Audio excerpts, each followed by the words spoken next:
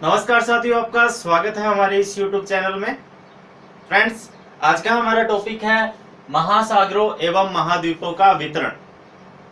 Geography का important topic है जो कि कई एग्जाम्स में, चाहे नेट हो, फर्स्ट ग्रेड हो, सेकंड ग्रेड हो, एलडीसी हो, चाहे ये लैब असिस्टेंट का एग्जाम जो आ रहा है, यानी जिसमें ऑप्शनल ज्योग्राफी के कुछ टॉपिक आते हैं उसमें ये टॉपिक है वो कंफर्म आता है। तो फ्रेंड्स, आज हम इसी टॉपिक के बारे में पढ़ेंगे। क्योंकि इसके जितने भी डाटा है वो एनसीईआरटी से लिए गए हैं, तो एनसीईआरटी बेस्ड डाटा पे हमने है जो ये वीडियो है वो बनाया है। तो चलिए फ्रेंड्स, शुरुआत करते हैं। महासागरों एवं महाद्वीपों का वितरण। फ्रेंड्स, हम ये तो जानते ही हैं कि हमारी पृथ्वी पर 7 महाद्वीप और 4 महासागर हैं। हालांकि पहले 5 माने जाते थे। अंटार्कटिका को है वो अब पूर्ण महासागर नहीं माना जाता, 3 महासागरों का ही रूप माना जाता है, भाग माना जाता है, इसलिए 4 महासागर माने जाते हैं। तो 7 महाद्वीप और 4 महासागर है, ऐसा माना जाता था कि पहले सारे एक साथ जुड़े हुए थे। यानी जब हमारी पृथ्वी का निर्माण हुआ था तो उस समय महासागर एक तरफ थे और महाद्वीप एक तरफ थे।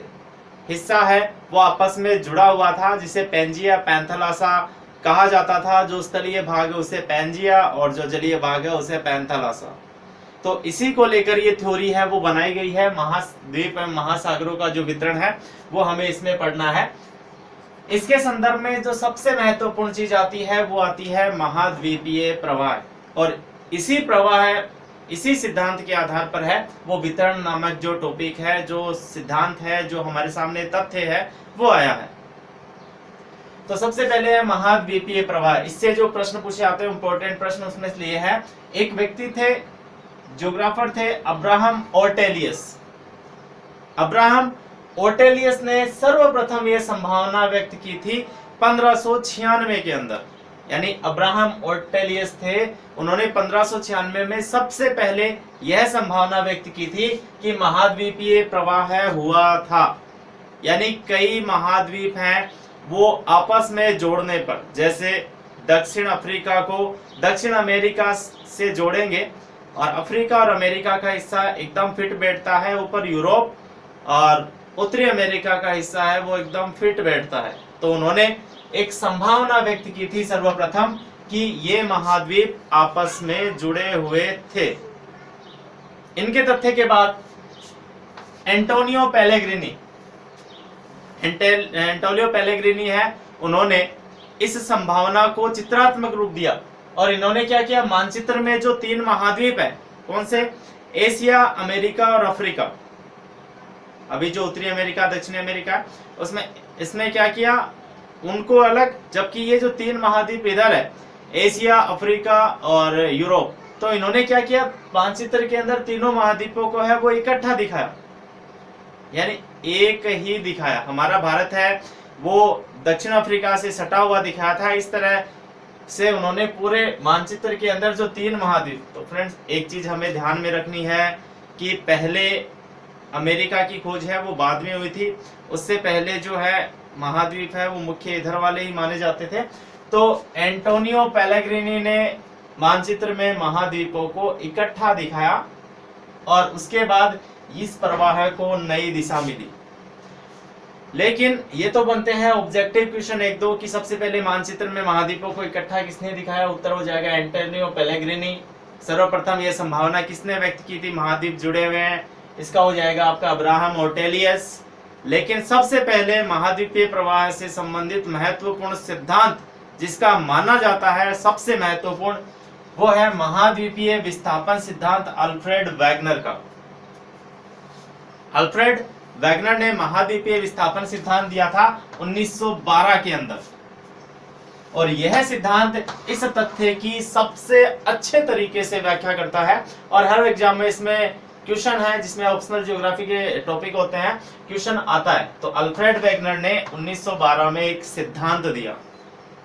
उन्होंने अपने सिद्धांत में बताया कि पृथ्वी के ऊपर सभी महाद्वीप आपस में जुड़े हुए थे और सभी महासागर आपस में जुड़े हुए थे।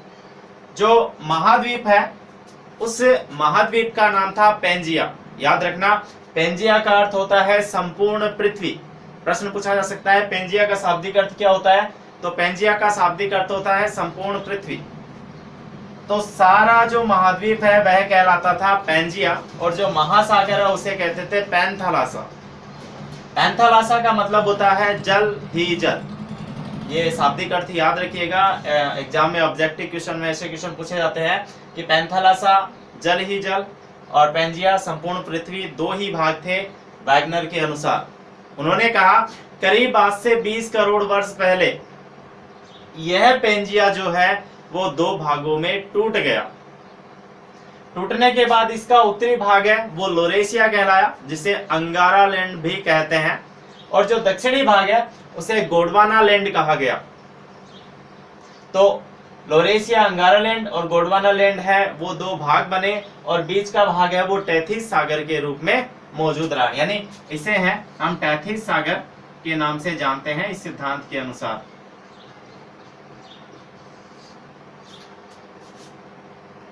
उसके बाद लोरेशिया और गोंडवाना लैंड का विभाजन हुआ, तब जाके हमारे सामने वर्तमान स्वरूप आया और 7 महाद्वीप है वो दिखाई देते हैं। हालांकि वर्तमान में कई तथ्यों में आता है कि 8वां महाद्वीप है वो भी खोजा गया है। तो आप कमेंट करके हमें ये बताइए कि जो 8वां महाद्वीप है जिसके बारे में वर्तमान में चर्चा चल रही है वो कौन सा है, कमेंट में बताइएगा। तो इन्होंने क्या बताया कि ये 20 करोड़ वर्ष पहले टूट गया, उसके बाद में इन दोनों टुकड़ों से ही क्या हुए, अलग अलग महाद्वीप बने। जो लोरेशिया है उससे उत्तरी अमेरिका बना, एशिया बना, यूरोप बना, और जो गोंडवाना लैंड है उससे दक्षिण अमेरिका, अफ्रीका, अंटार्कटिका और ऑस्ट्रेलिया बने। इस प्रकार इसका विभाजन हो गया और वर्तमान स्वरूप सामने आया। चलो ठीक है, उन्होंने सिद्धांत दे दिया। अब वैगनर ने इस सिद्धांत के पक्ष में कई प्रमाण दिए कि भाई ये सिद्धांत सही है, तो सही कैसे है? भाई उन्होंने सिद्धांत दिया, अब वो ये बताना चाहते हैं कि वैगनर महोदय बताते हैं कि मेरे द्वारा दिया गया सिद्धांत सही कैसे है। तो इसके लिए उन्होंने पक्ष में प्रमाण दिए थे। क्या दिए थे? महाद्वीपों में सामने, जैसा कि हमने सबसे पहले चर्चा की थी कि अफ्रीका और यूरोप, इसके सामने जो है पश्चिम में उत्तरी अमेरिका और दक्षिणी अमेरिका, यानी उत्तरी अमेरिका और दक्षिणी अमेरिका का पश्चिमी तट, यूरोप और उत्तरी अमेरिका और दक्षिणी अमेरिका का पूर्वी तट, और यूरोप और अफ्रीका का पश्चिमी तट। यदि इन दोनों को मिलाया जाए तो एकदम से फिट बैठते हैं, और इसी को साकार किया था बुलर्ड नामक विद्वान ने 1964 में कंप्यूटराइज्ड मानचित्र बनाया था। इस कंप्यूटराइज्ड प्रोग्राम में क्या किया, उन्होंने 1000 कदम की गहराई पर इन चारों महाद्वीपों को एकदम से सटा के दिखा दिया। तो ये पहला प्रमाण था इनका। दूसरा प्रमाण है महासागरों के पार चट्टानों की आयु में साम्य, यानी जो महासागर है उसके पार हम देखते हैं तो चट्टानों की आयु में है वो साम्यता मिलती है। जैसे इधर हम आते हैं अफ्रीका में, इधर जाते हैं दक्षिणी अमेरिका में, तो ब्राजील की तरफ जाते हैं, दक्षिण अफ्रीका की तरफ आते हैं, तो 200 करोड़ पहले की समुद्री निक्षेप मिले हैं वहां पे, जुरासिक युग जिसमें डायनासोर थे, जुरासिक युग के निक्षेप मिले और दोनों सेम है, यानी कि वो क्षेत्र है वो आपस में जुड़े हुए। टिलाइट होती है हिमानी निक्षेपित चट्टानें, यानी हिमानी के निक्षेपण से जो पदार्थ है उन पदार्थों से बनी चट्टानें। Bharat, Africa, Falkland, Madagascar, Australia और अंटार्कटिका, ये एक ऐसे क्षेत्र हैं जहां पर टिलाइट चट्टानें हैं वो मिली है। इसका मतलब ये जो टिलाइट चट्टानें हैं वो जहां जहां मिली है वो गोंडवाना लैंड का क्षेत्र है, यानी दक्षिणी भाग है। तो गोंडवाना लैंड याद रखिएगा, हमारा जो दक्षिण भारत है, प्रायद्वीपीय भारत, वो गोंडवाना लैंड का हिस्सा माना जाता है। तो यहाँ पर टिलाइट चट्टानें मिली है जो इस बात को प्रूफ करती है कि ये सभी भाग कभी जुड़े हुए थे।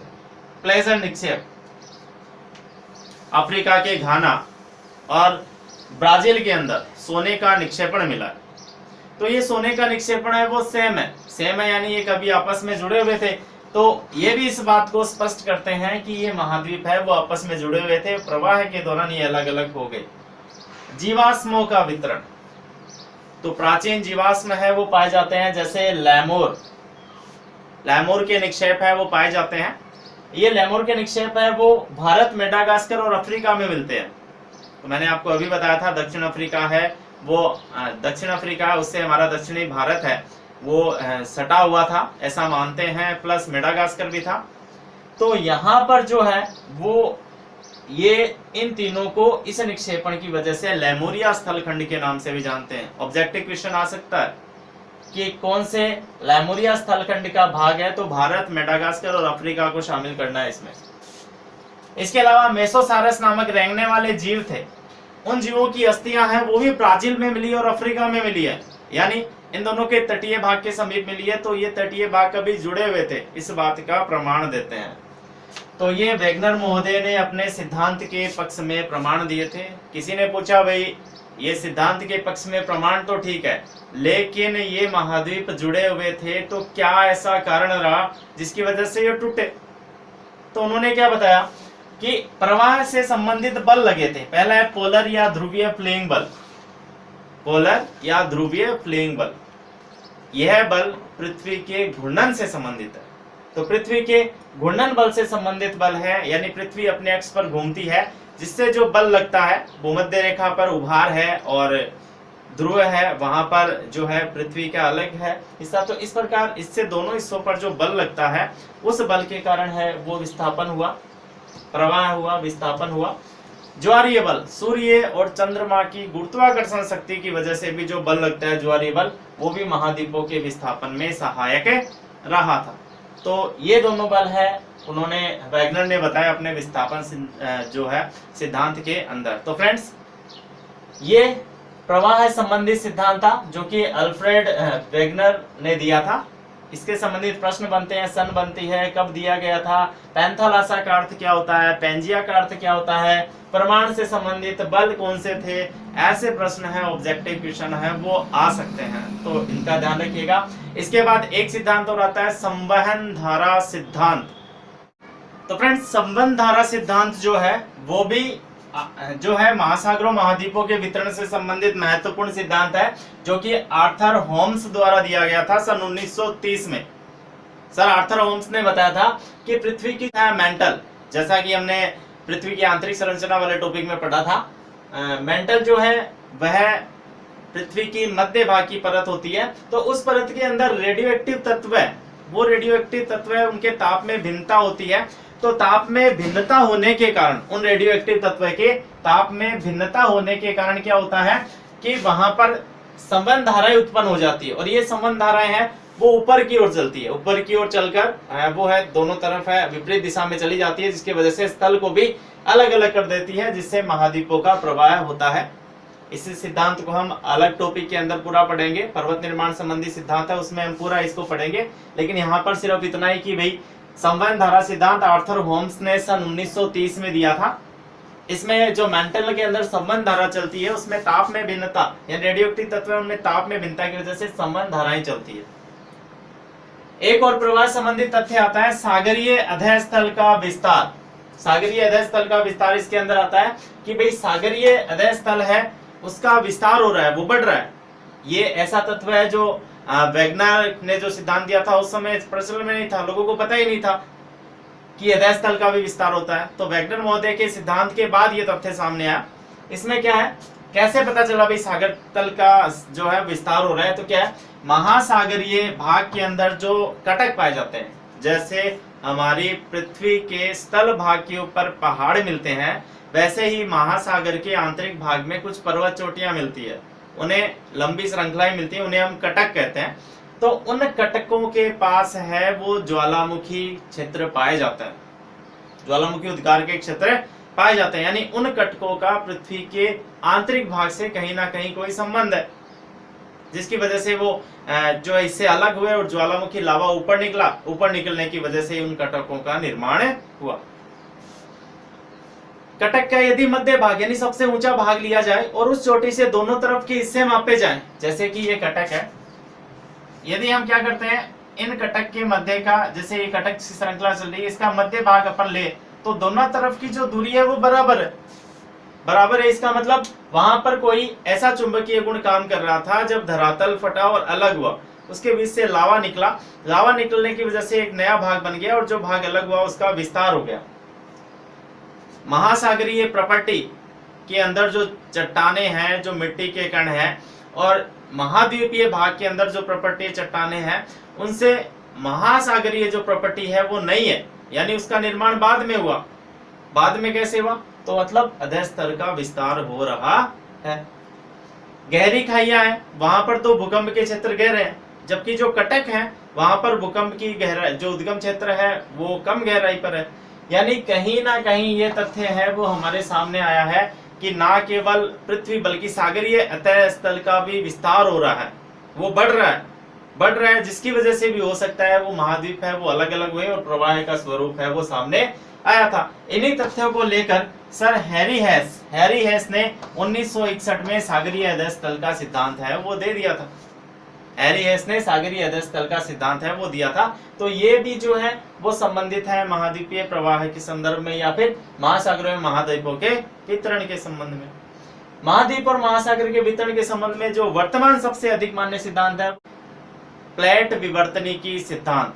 तो फ्रेंड्स, इसका वीडियो हम पहले भी बना चुके हैं, जिसका लिंक है वो डिस्क्रिप्शन में दिया हुआ है, और साथ ही इस टॉपिक के जो नोट्स हैं वो आपको लिंक है वो टेलीग्राम का दिया गया है, वहां पर मिल जाएगा।